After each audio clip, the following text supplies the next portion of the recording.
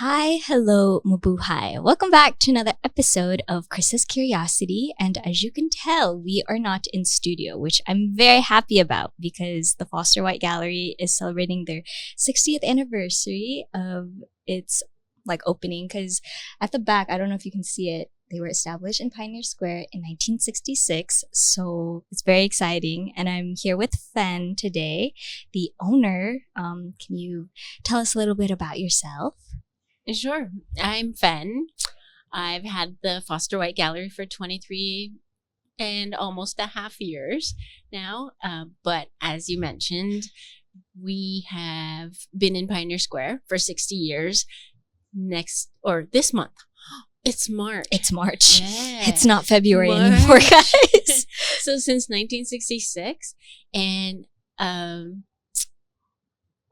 it's just really exciting to be here. I've, as mentioned, been with the gallery for over 20 years, and in that moved in the neighborhood a couple times, and there've been lots of changes, but we've been in this building for 20 years now. 20 years. Yeah. Where was it previously then? We were on Occidental and Jackson for 6 years. More. Okay. So, yeah, westward, by 4 blocks.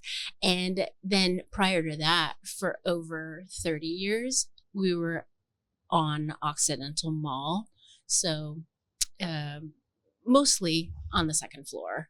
Yeah. Where there are galleries over the course of the past, couple decades as well. Mm-hmm.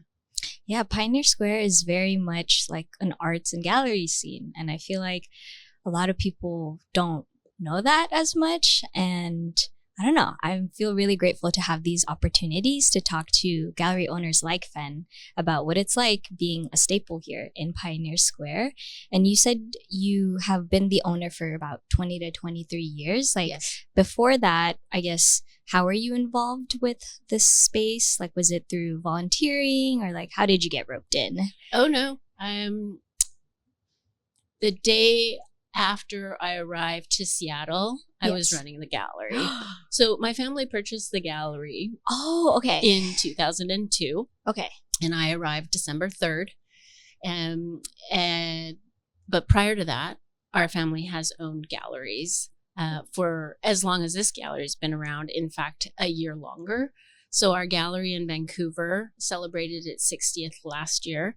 And our gallery in Toronto is 50. Our gallery in Banff, we've probably owned for 12 years, but it also has a 40-year history. Mm-hmm.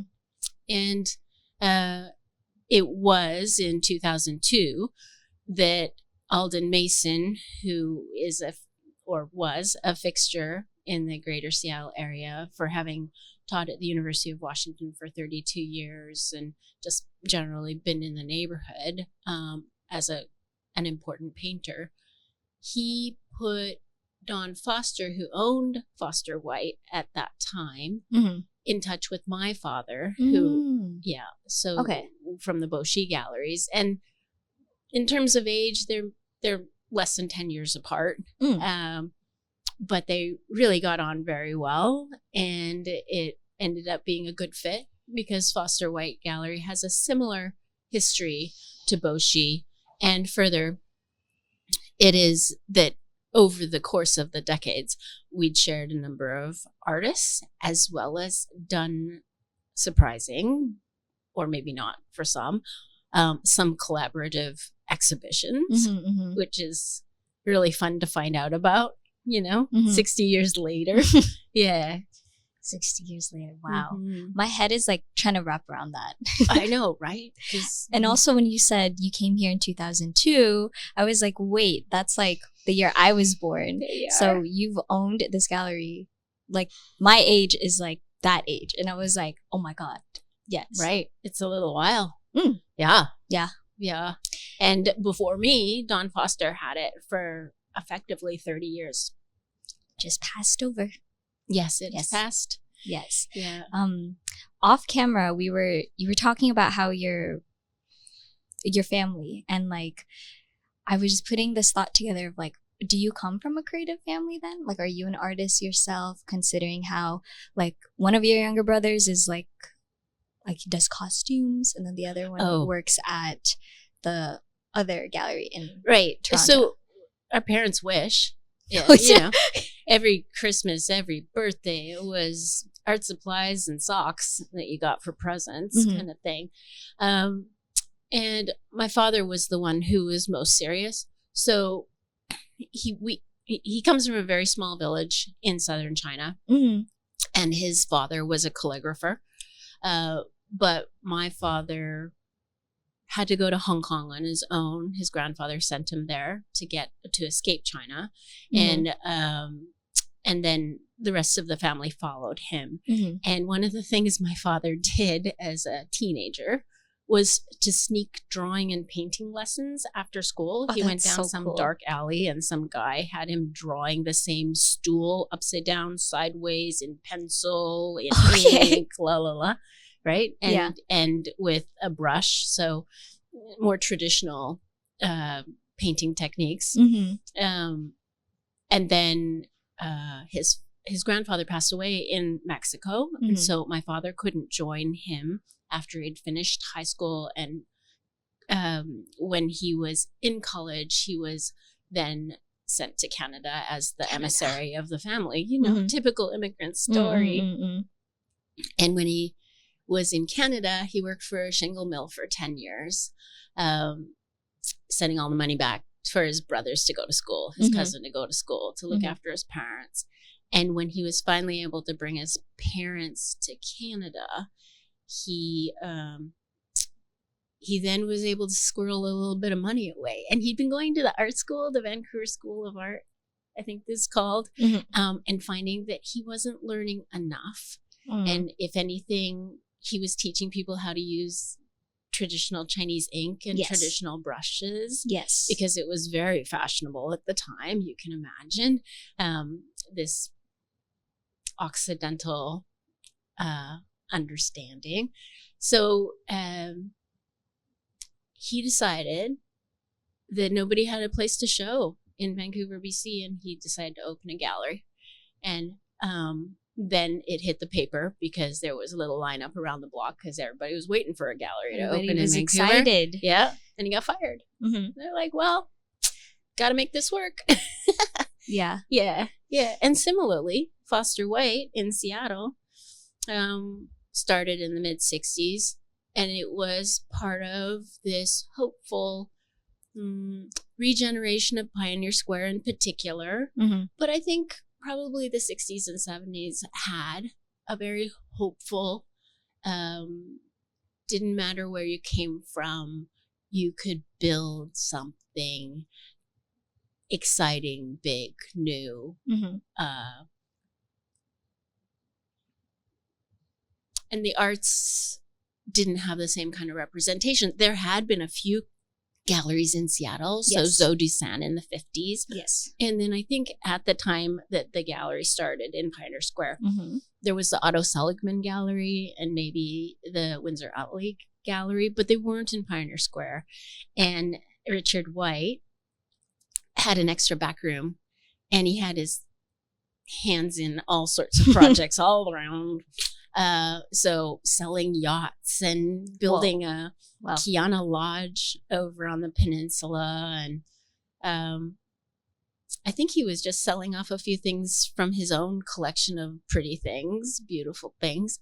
And he discovered that it was quite popular. So art is very popular. Yeah, because it brings joy, and it is an intellectual pursuit. It is widening horizons. It is all the things that make life so rich. Yes. So, yeah. So he called it the gallery, and he just had it in his back room on the second floor, I think.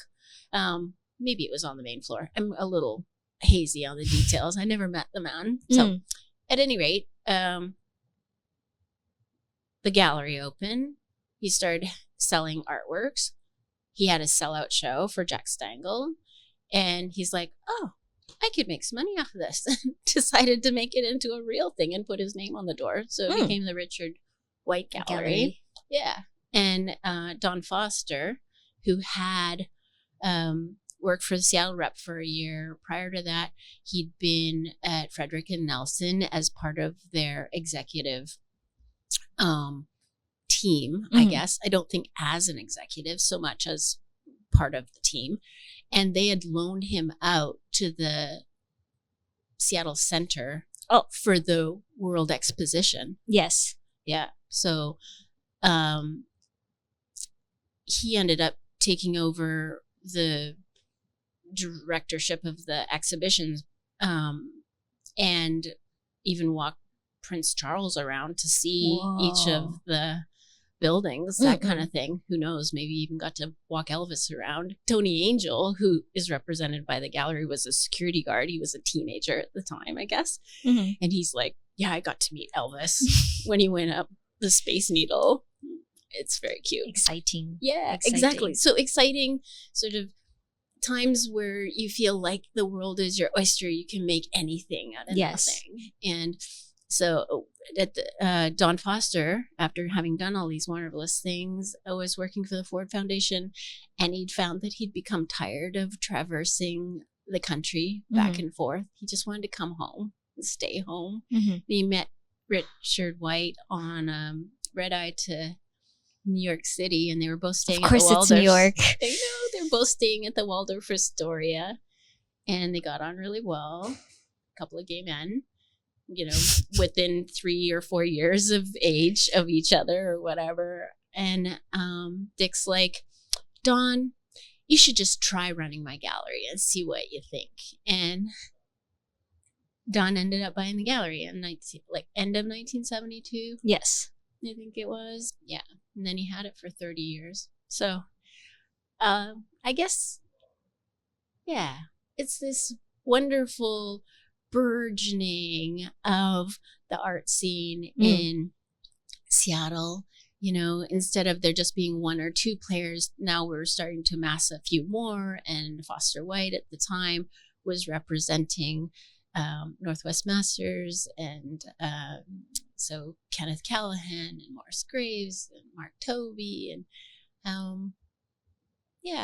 I think it was just everything fresh and new, getting to know Dale Chihuly in the late 70s and showing his work. And we even had, I think, an exhibition in the early 70s that included Lichtenstein and Andy Warhol. I actually read an article. I thought you were going to say you ran into Elvis for some reason. Not I. Although Tony Angel will sometimes be Elvis on the phone for birthdays. But I read an article that we showed the artwork, or I think they're photographs of Robert De Niro Sr. Oh, I know. Like all walks from all over the United States, because people were only starting to have galleries on the West Coast, I guess. And so there was this really active but community that really wanted opportunities to show. For the arts too. Yeah, exactly. And I feel like Pioneer Square is slowly revitalizing that too. Great. And with the state of the world right now, I feel like we need more art than ever. Not AI art. That's like a whole nother thing. But I don't know. I genuinely feel like every time I walk into a space like this or anything that's showcasing art, it does heal something. I feel like whether I'm in a bad mood, I'm in not the best state of mind, it's just something so healing, and the human connection is just felt through art. I agree with you. Yeah.